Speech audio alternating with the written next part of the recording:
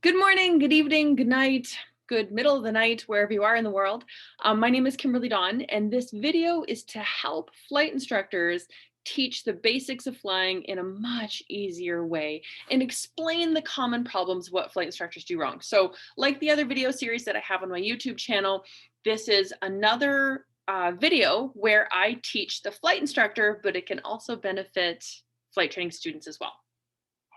We're going to talk about the very first flight that you do with a student after the discovery flight, after the FAM flight, after it's all done. And it's what we in Canada call exercise 5, but it's attitudes and movements. So it's the first meat of the lesson that you get into on the first flight. Now, typically, when the student shows up for their first flight, they're excited. They may or may not have done a discovery flight before. And this lesson is extremely ground heavy, which means there's a lot of information to introduce the student to. You have to introduce them to a pre-flight inspection and how really to run themselves at the school, the paperwork that has to happen, the workflow, the processes, the systems. And then you get into probably the basics of aerodynamics and the basics of theory of flight, and you get into checklists. And I already mentioned the pre-flight inspection. You get into the sign out sheet and weight and balance. I'm not sure if I mentioned that one or not already, but as a disclaimer, these videos are all recorded in one take. So if I mess up or if I can't remember, I'm not editing anything. I'm just trying to get you the information as fast as possible. So if I mess up, you can pretend that we're having an in-person conversation, but with a rewind button. So if you'll allow me to share my screen, then we can get into the slide set that I've created and we can get started. Okay, in Canada here, this is called exercise 5. It's part of the master lesson plan set. But no matter what country you're in, of course, you always have to go through this information. This is the information that you're going to give in a PGI. I'm going to be referencing that acronym a lot. It's called Preparatory Ground Instruction. It's a bit of a mini lesson that you give your student prior to getting into the air, and it cannot be and should not be confused with ground school. This is bare minimum information to allow them to learn a skill, okay? This is not flooding them with knowledge. This has to be pared down to the basics, to the minimum. Now, we're going to talk about attitudes and movements. After all of that ground stuff is done, after all of the journey log stuff is done and all the paperwork and all of the systems and processes that you've explained once, you have to expect them to remember none of it. And of course, they show up excited to get into the air. So for the attitudes and movements flight being the first flight, you're really only going to get 15 or 20 minutes into the air before you completely bog down the student. This is kind of a reward for getting through all of the laborious items that have to happen on the ground. Okay, so you launch, you get into the air, and this lesson, these slides, are the same information that I would expect you to give a brand new student to help them during that 15 or 20 minutes in the air. We always start these presentations in the same way. It's aim, motivation, outline, and link. And aim is just simply telling them what you're about to do. By the end of this lesson, you will be able to understand the definition of each attitude, movement, control surface, and axis, identify them, and recognize them during your next flight. It's not dramatic. It's not long. It's just, what are we going to do? Next, we have motivation. Why do they need this? Why is this important? And for you seasoned instructors, you understand that attitudes and movements is the key. It's the start to absolutely everything. And often this lesson is largely ignored, and it's certainly sped through because it's quite simple to understand. And it's quite simple to understand, but the instructors are often putting the emphasis on the wrong parts, and they're largely treating it like it doesn't matter because they want to get on to the good stuff. So you have to take some time with your student right now to cover the motivation. What we're going to be talking about right now, the words that I use right now, are the foundation of all of your flying, and you have to master the basics, because if we skip over this and you treat it like it's just the first flight, it's like the first class of any college course you're going to take. It doesn't really matter. They hand out the outline and you show up and you go home, but the really good stuff happens tomorrow and the day after. That's not true. Setting the stage right now for your students is critical. All right. Outline, we're going to cover definitions. So the words that you have to understand and ingrain so that when I use them down the path, that you'll know exactly what I'm talking about. We're going to cover the axis of the aircraft, attitudes, controls, movements, yaw, safety, and summary. And all of these items and how I format my lessons can be found in the Advancing Aviation back office of either the Top Instructor, Top Student Facebook subscription package or the Enhanced Instructor Training. All right, link. This is a portion of the lesson where you have to link it to prior material that will help them.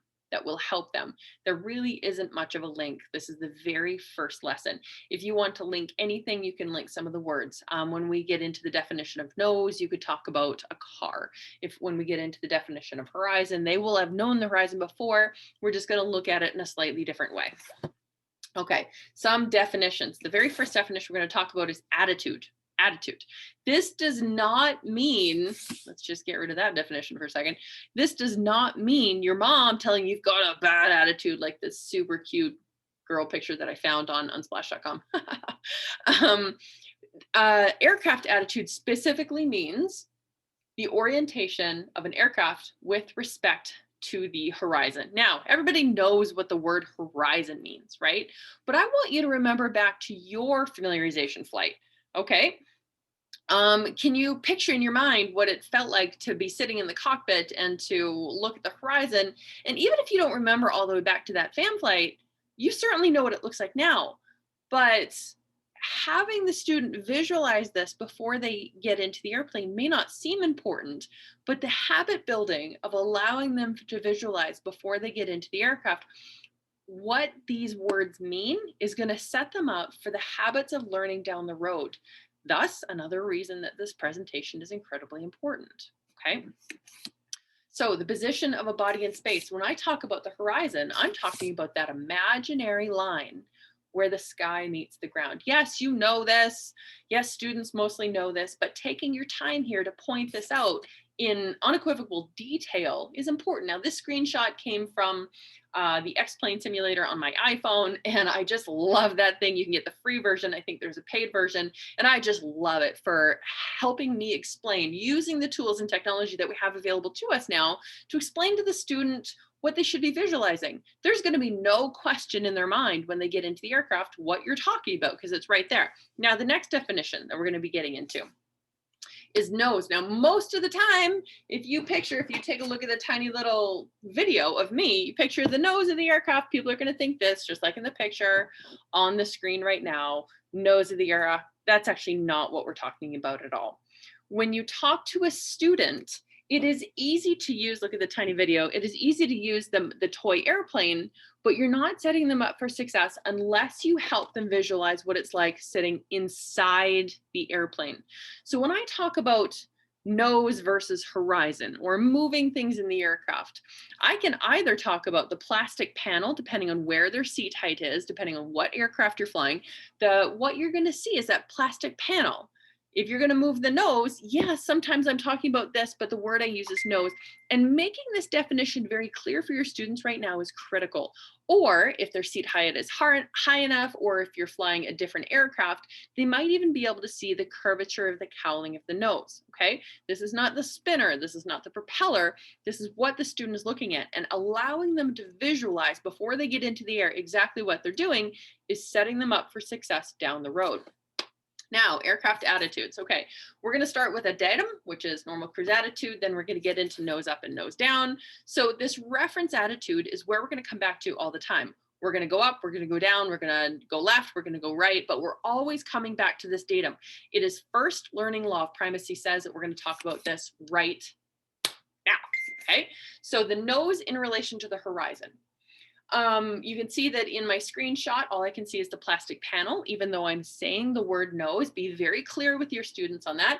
And then of course, we have to find a way to measure the distance because the nose is not at the horizon, is it? No, you and I know this, but you have to let them be aware of this. And you have to set them up to memorize what their normal cruise attitude is going to look like, which could change day to day, honestly. And I have the little cartoon hand in there because over the years, it's just tried, tested, and true. If you use your fist, if you use 4 fingers, if you use like an inch or a half an inch above the compass, or you line the compass up with the horizon, whatever the picture looks like, keeping in mind that I don't have screenshots out the side of the aircraft where the wings are equidistant and level with the horizon. It is important for you to make your student extremely aware that they have to memorize this picture, because no matter what changes they do later on, they will be coming back to this visual picture. Okay. And this visual picture will allow us to have a constant altitude, constant heading, constant airspeed, even though I'm going to reference none of those instruments. If you say anything about instruments on the very first flight, you are then giving your student a metric to allow them to measure their process, their progress. And you're then teaching them on the very first flight to chase the instruments. They don't know yet that your altimeter has a 3-second lag and the airspeed has a 2 to 3 second lag and your vertical speed indicator has a 9-second lag. They don't know that. All they see is numbers they can measure. If you mention instruments on the very first flight, you are setting them up to chase the instruments and just frustrate the crap out of yourself later, okay? Now, when we have nose up and nose down attitudes, you can use your toy airplane for this one. As you can see in the little video, you can say, this is normal cruise attitude, and this is nose up, and this is nose down. Anything above normal cruise attitude where that panel picture gets closer to the horizon or even above it, any degree whatsoever is a nose up attitude. Come back to normal cruise. Anything below that where there's more ground, where there's more distance between the horizon and the nose, any degree of that is going to be a nose down attitude. Okay. And another beauty of using slides, of using all this beautiful technology that's available to us right now, is you can have videos. So you can see that it takes a lot of movements, but you can roughly see the distance between the nose and the horizon. Anything above that is normal cruise attitude. You can come up to the horizon.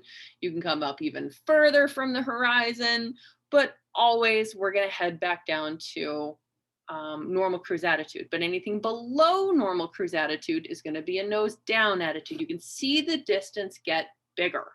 All right. It's a beautiful system, a beautiful process that we can see the dramatic differences between normal cruise, nose up, nose down. And there's an array of degrees that we can get to. Okay. All right. The movement that we have that to go from normal cruise attitude to nose up attitude, normal cruise to nose down. Please note, instructors, that I come back to the datum every time. The movement is called pitching, the verb of pitching, okay?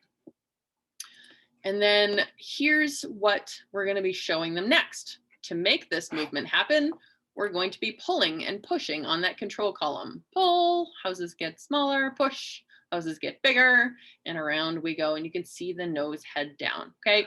Most of the time, the students will innately understand this from any airplane flying video whatsoever. If they're keeners, they've already been on YouTube. They know what these surfaces are, but it is your job to make sure that there's no missing information, so you have to point it out.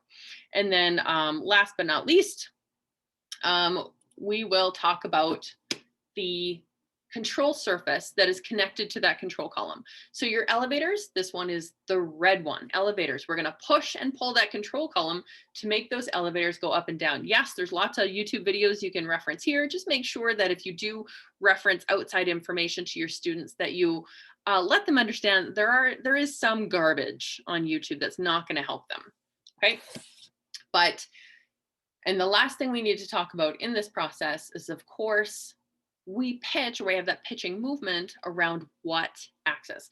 If I were to draw an imaginary line or stab an imaginary rod through wingtip to wingtip, that aircraft would rotate about that axis. It is called the lateral axis. A way to never forget this is it runs along the flateral part of the aircraft. I know it's silly, but it helps. Lateral is flateral. It's the axis that runs through the wings.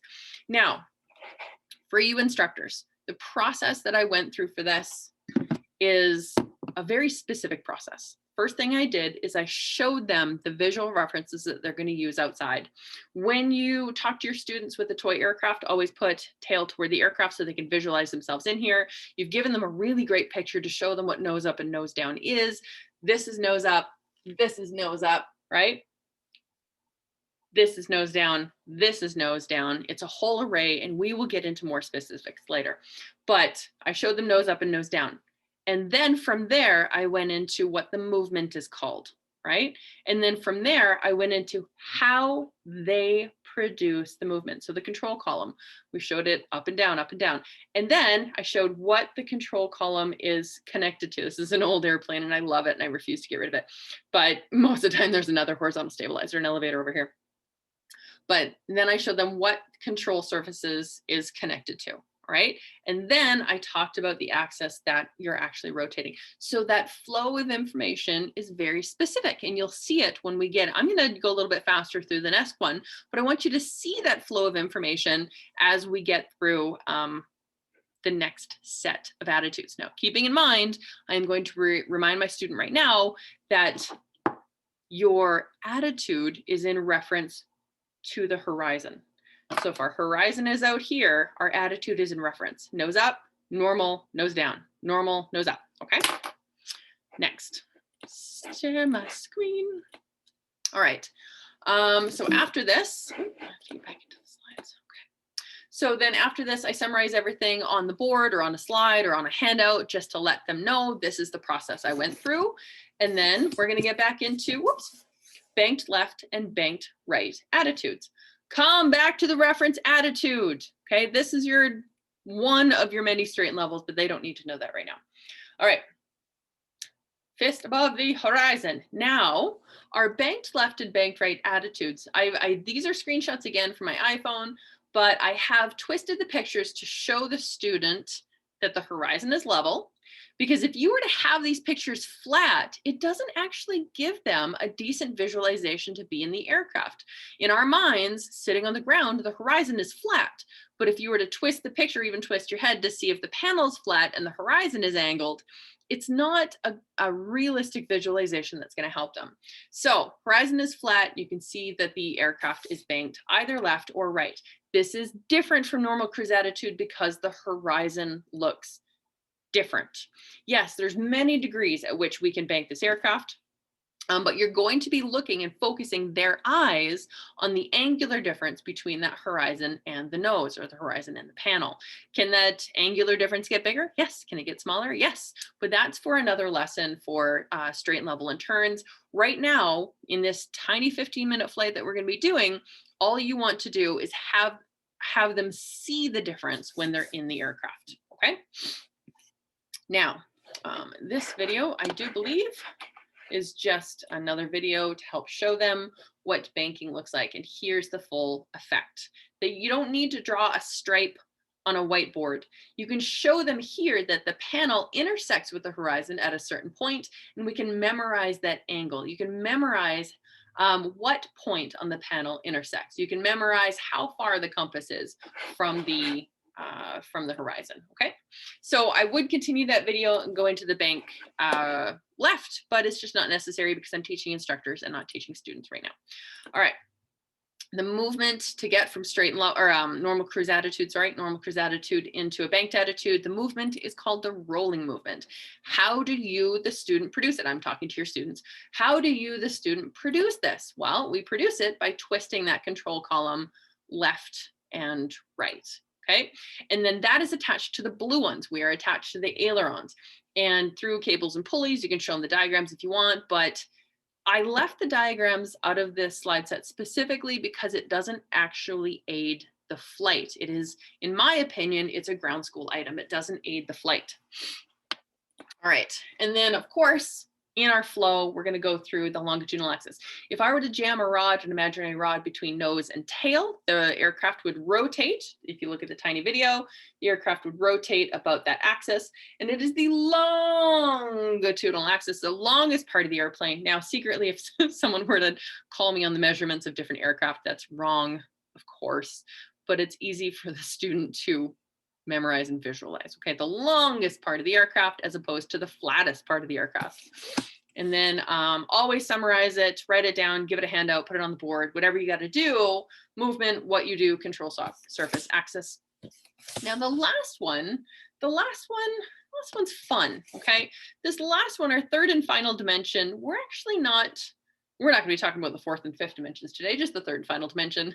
That's a commercial ground school Yeah, I'm joking.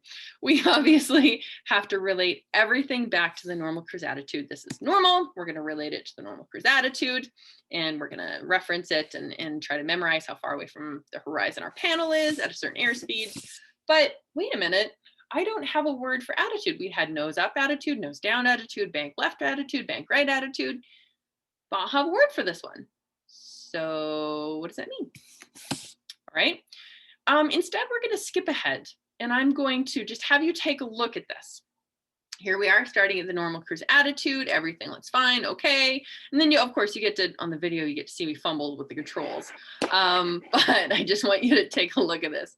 Okay. So you're seeing me fumble with the controls a little bit. However, the horizon doesn't really change. The distance should stay the same. You're going to get motion sickness by watching this, but you'll notice that if I did this well, the horizon actually wouldn't change angles. It's not going to get closer to the nose. It's not going to get farther from the nose. We're not changing angles at all.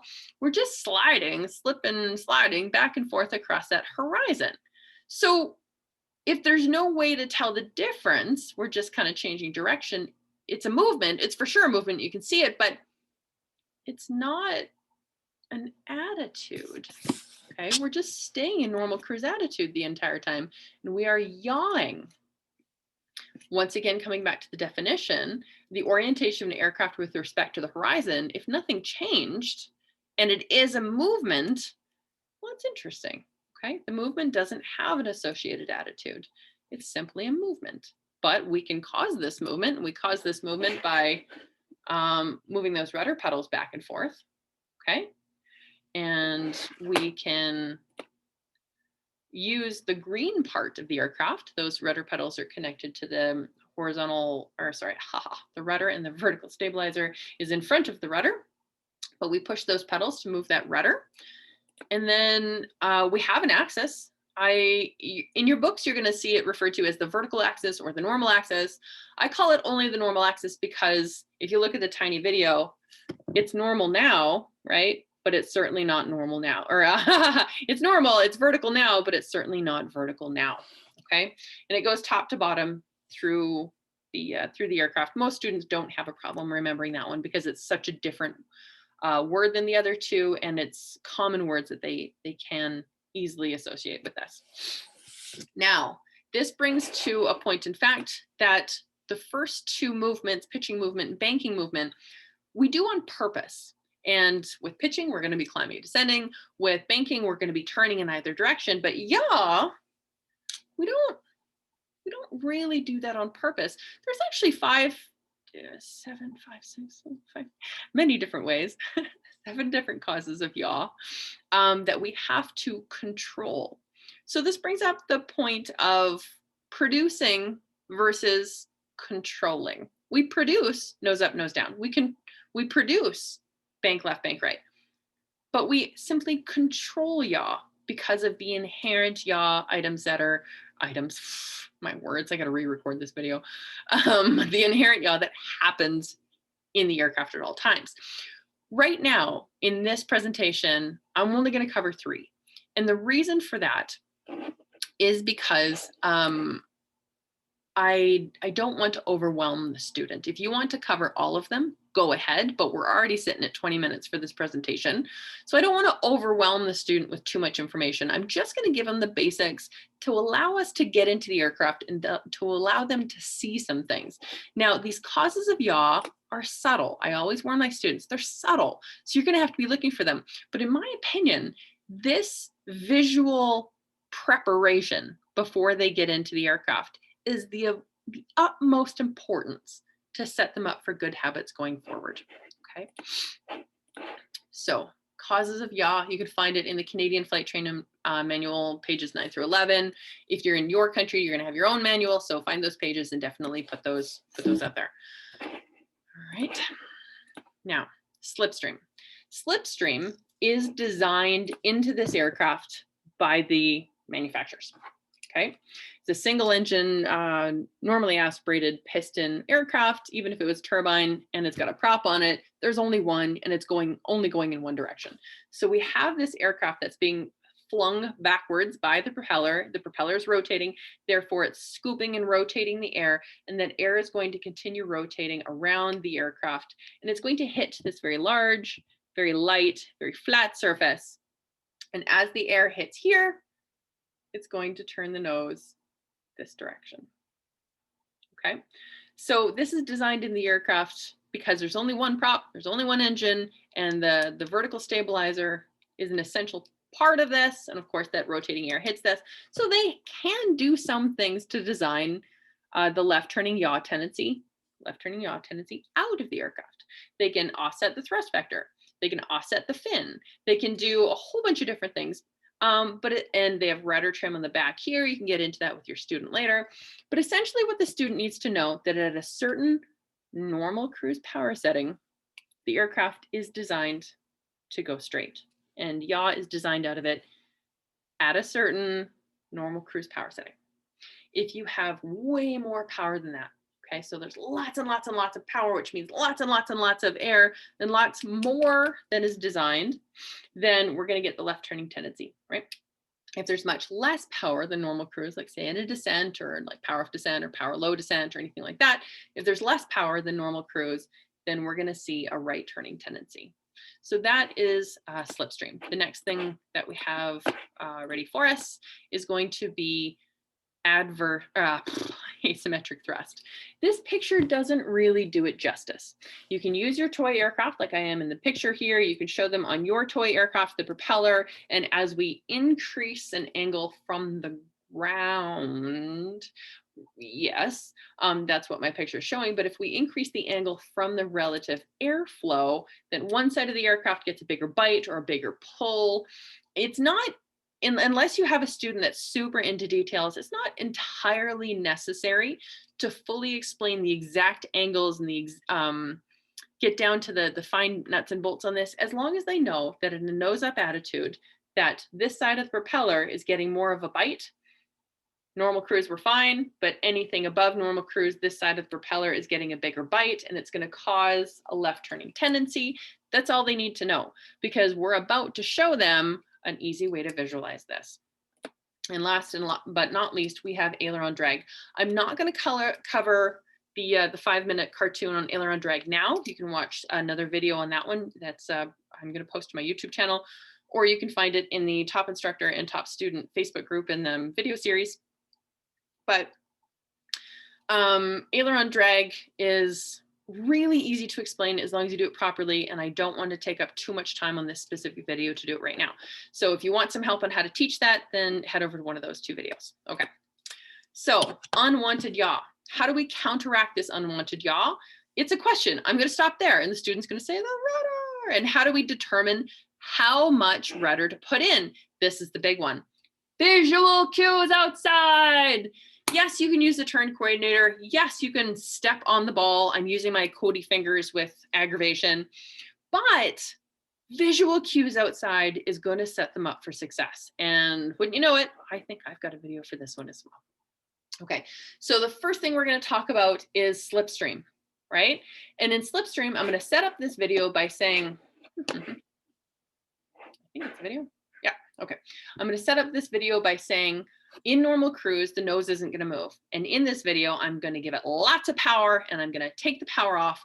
And all I want you to do is take a look at something on the nose, like the compass, and something on the horizon, like those mountains, and see if they separate from each other when I add or when I remove power. Okay, so here we are, just cruising along, trying to hold that normal cruise attitude, trying to keep her, oh, no power, and a yaw to the right. And then I'm going to give it a ton of power here pretty soon, and a yaw to the left. Okay, so these are incredibly subtle, and therefore the videos are very important on this one. All right.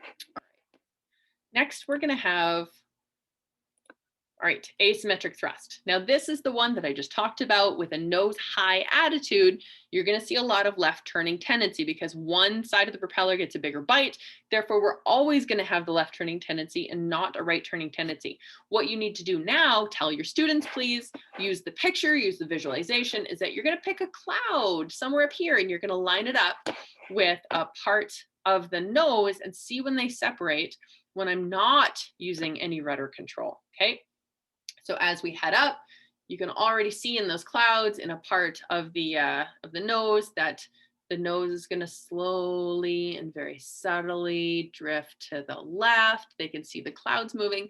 This is the visual that they need to be set up for right away, because if they don't get this on the first flight, if they don't understand it on the first flight, they will not be able to control it in later flights. If they learn to ignore it or not pay attention or not figure it out now, you are setting them up to ignore it on later flights. Okay, and I should have had that animation long before now.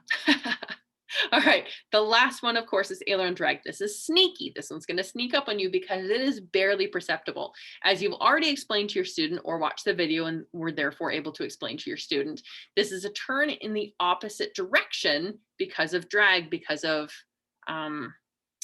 induced drag from the lift on that wing. Okay.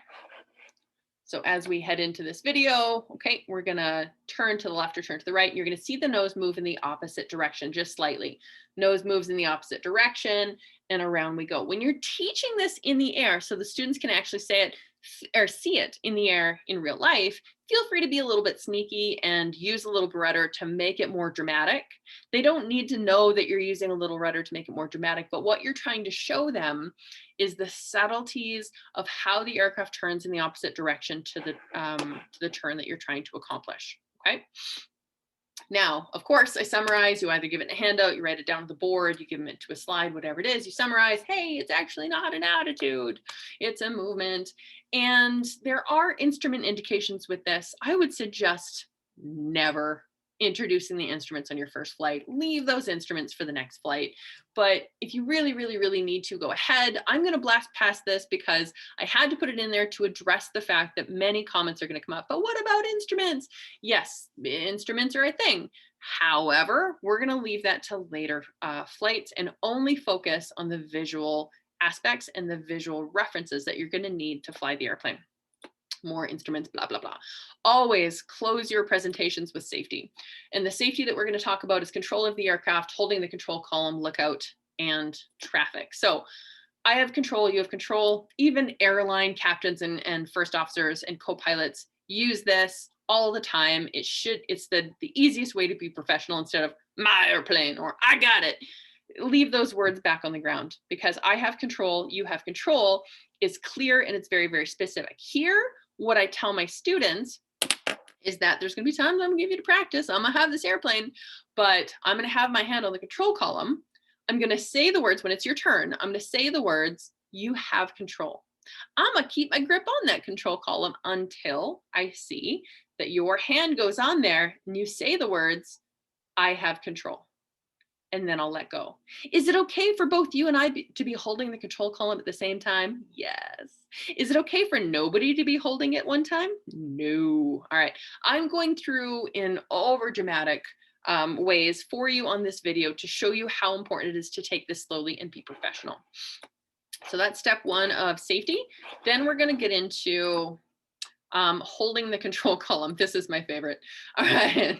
With students, if you want to be this guy and give that control column a total death grip, then you will not be able to feel any of the subtleties that is happening with this aircraft.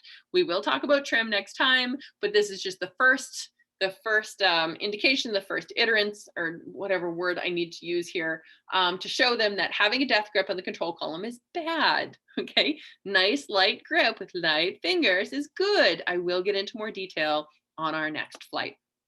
Okay, then we're going to have lookout. Here's the kicker. Okay, science shows that if I were to sweep my eyes from one end of the room to the other end of the room, my eyes don't actually make a smooth path like the Zoom, my Wi-Fi cutting out here, but my eyes don't actually make a smooth path from one end of the room to the other. If you were to take a high-speed camera onto my eyeballs, you'll see my eyes move quickly and stop, move quickly and stop, move quickly and stop. And my brain fills in the rest of the information simply because it's trying to cut some corners. It's reasonable to expect that I've seen everything in front of me before, therefore it can fill in the information for me and not overtax some of the very sensitive parts of my brain. Everybody's eyes do this. But the problem it causes is that if my eyes were to actually move and stop, and then my brain makes up the stuff in between, we're actually missing a lot of information. So if your airplane that you're looking for, when we do lookouts, when we look for traffic, is going to be the size of the tip of this pen, and it's blending in with the clouds that are out there, and I simply whip my eyes back and forth, I'm not going to see anything. Okay, I probably won't see anything if I do that until the airplane is this big. And any pilot knows that if the airplane is this big in your windscreen, you've got a second. It's scary. All right. So what do we do? What do we do instead? If my brain is not taking in the information that I need to take in by whipping my eyes back and forth, we're going to divide up the windscreen into sections, and we're going to allow those beautiful rods and cones in our eyes to pick up, using our peripheral vision. We're going to pick up movement. Your peripheral vision is much, much stronger than direct line of sight vision. So if you were to choose a chunk of the windscreen right here and you stare at the middle of it as far away as you possibly can, and you wait for movement to happen, that is the most effective way to find aircraft that are tiny way out there in the big blue sky. You can talk about big skyitis and the disease that affects other airplanes, assuming that nobody's going to be out there, which is completely wrong. But the actual way to do a lookout in the most efficient way possible is, you can see the gray bars in this aircraft, but you're going to divide that windscreen into sections, and you're going to stop and stare for a couple of seconds. Wait for movement to happen in your peripheral vision. Then choose a new chunk of sky. Wait for movement to happen in that peripheral vision. Okay. And, oh, there's our gray bar thirds. I guess I had the animations. I just didn't use them. Okay. Now, last but not least, of course, we're doing this lookout for traffic, and we are always a team. Me and my student are always a team, and you're always going to talk. Even if I have to interrupt a sentence to point out other traffic, I absolutely will. And we're going to set that early, that it's okay to interrupt me when I'm talking if you see traffic, and then we'll just talk about that. So pilots talk about traffic in a very specific way. Okay, we talk about the clock code for direction. Imagine that you were standing on top of a clock, a giant clock that's sitting on the ground, and you're staring at the 12, right? So everything that's in line perfectly in front of me, including my laptop camera right now, is at my 12 o'clock.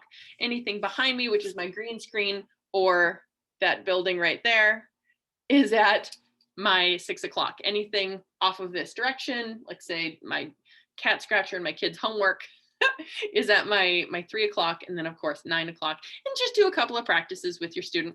Not only do we talk about clock, but we talk about high and low and far and near. So if you're going to talk about something high, talk about something that's high beyond your level of sight. Okay, this is beyond your sight level. If using the background behind me, you can see my eyes are in line with the top of the buildings. Therefore, any traffic up here would be high, and any traffic down here would be low. Sometimes I've heard of instructors using the horizon. If it's above the horizon in the distance, it's high. If it's below the horizon, it's low. And of course, we have to talk about near and far. So however you want to talk about that. All right, clock pattern. And well, that one's really fun. Super high, obviously, very near. And it looks like if that gray bar on the picture behind it, it might be 12:30 or getting close to 1 o'clock. Always summarize your PGIs for your student. And my favorite summary is also a confirmation exercise. So it's a summary of what we talked about and confirming the student. So I like to make a little game of it. So I have them fill out this chart. If we're going to talk about the longitudinal axis, what's the movement? What are the control surfaces? And then I ask what attitude is associated with that. Okay, and then you can have them fill out that chart. And that's it. That's it for our presentation. So additive movements, this video so far has taken well over half an hour. I do not expect that it would take you that long with your student. In fact, I expect that you would shorten it up because I've spent a long period of time explaining to you, the instructor, intricacies and very specific things that need to be important and why they're important. All right, so I hope that helps, and feel free to take all of this information, make your own slide set, make it your own, and come join us in the Top Instructor, Top Student Facebook group, because I teach stuff like this all the time. All right, I hope to see you there. You can go to advancingaviation.com and come join us in the Top Instructor Facebook group and get the subscription package. And I hope you go have a kick-ass day.